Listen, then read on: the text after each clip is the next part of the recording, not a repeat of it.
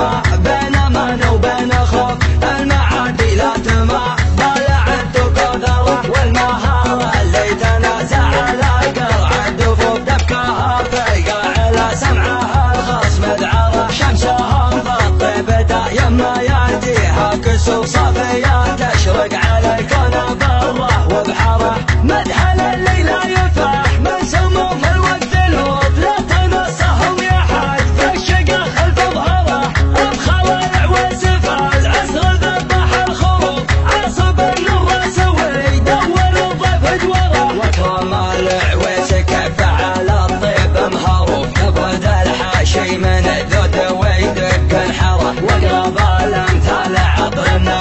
شوق الحنوف اسمه هينو مسك بايل وصيته مفخره، يا فرج وانا بحط النقاط فوق الحروف، انت مثل العود الازرق بوسط المبخره، حي والله راسك اللي على العليا شغوف يا الطبخ، راسك احنا يا وطن خهوان عره،